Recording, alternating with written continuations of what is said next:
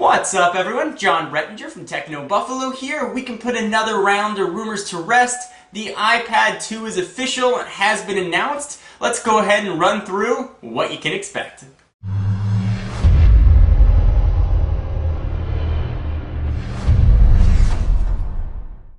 So the Apple keynote just ended. If you see me look down, it's because I got some notes in front of me. There's a lot to run through. So let's go ahead and get started. Keynote began with Steve Jobs coming out on stage, looking very good. He came with some sort of boring announcements at the beginning. iBooks update, they've sold over 100 million iBooks. They've paid developers just about $2 billion, so App Store's obviously been a huge success for them. 15 million iPads sold in 2010.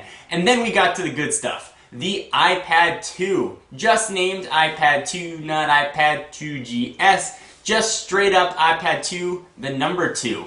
It's going to be powered by a new A5 chip, for those of you guys that are keeping track. The previous generation iPad was powered by an A4 chip, and then we saw that A4 chip slowly make its way into the iPhone 4, so this new A5 chip will probably make its way into next generation iPhone as well. It is dual core, as is the trend nowadays. It's going to give you 2 times faster CPUs. It's going to give you 9 times faster graphics, which is, pretty nice. The iPad 2's got front and rear facing cameras. We'll talk about that in just a minute. In addition to a gyroscope, from a size standpoint, it is 33% thinner than the outgoing generation. Weighs 1.3 pounds compared to the current, or I guess the first generation, is 1.5 pounds, so a little bit lighter. It is 8.8 millimeters thick compared to the iPhone 4's 9.3 millimeters. So of course that means it is thinner than the iPhone 4, which is already an extremely thin device. It's going to be available in 2 colors. I know you're probably laughing home because you've heard this before. It's going to be available in black and white, and the white unit will be shipping on day 1. It's certainly made a point to address that, and it's going to be available on Verizon and AT&T. Both colors will be available. It is going to be just 3G, EVDO, Rev A on the Verizon, CDMA side, and just standard 3G on the AT&T side. So it's going to have the same 10-hour battery life. The iPad certainly has an outstanding battery, so that's going to continue even with the newer processor. The prices are also going to remain the same. It's going to be the same scheme for Wi-Fi versions or Wi-Fi plus 3G versions. So if you want to get the 16 gigabyte model, it's going to be $499 with Wi-Fi, or it's going to be $629 with Wi-Fi and 3G. The 32 gigabyte model is going to be $599 with Wi-Fi, and it's going to jump to $729 for Wi-Fi plus 3G. And so there's $100 price increments from each. The 64 gigabyte model is going to be $699 for just the Wi-Fi, and it's going to be $829 for the model with Wi-Fi plus 3G, and you'll be able to get yours in stores March 11th. It's going to be shipping to a ton of countries, and it's going to be coming to probably the rest of the world later on in March as well. So March 11th is the date to mark on your calendar for you iPad 2 hungry folks. And they got some kind of neat specs about it and accessories. There's going to be an HDMI video out accessory, something that the iPad 2 certainly needed. It'll output up to 1080p content, which is pretty nice.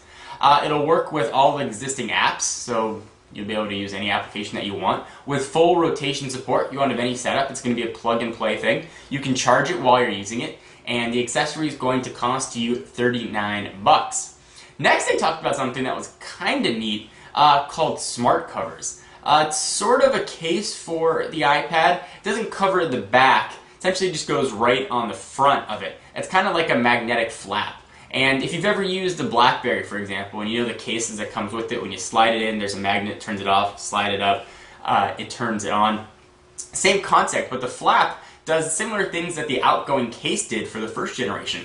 You can move it around and prop it up to view for typing. You can prop it up for watching a movie. Again, it uses all magnets. It's got a cleaning cloth sort of in it, so a microfiber cleaning cloth, so it'll also clean it as you put it on and move it. You'll be able to get it in polyurethane or leather in a ton of different colors. It's going to be $39 for the polyurethane model or $69 for the leather one. It actually is a sort of neat idea, and it's got magnetic hinges and all kinds of stuff. You see the picture, so you know what I'm talking about.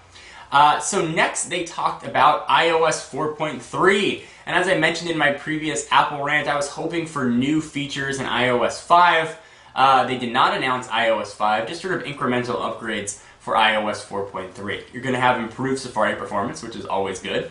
You're going to have some AirPlay improvements. A large announcement that really went without much fanfare is iTunes sharing, and that'll be able to access all of your iTunes content across Wi-Fi, which is kind of neat.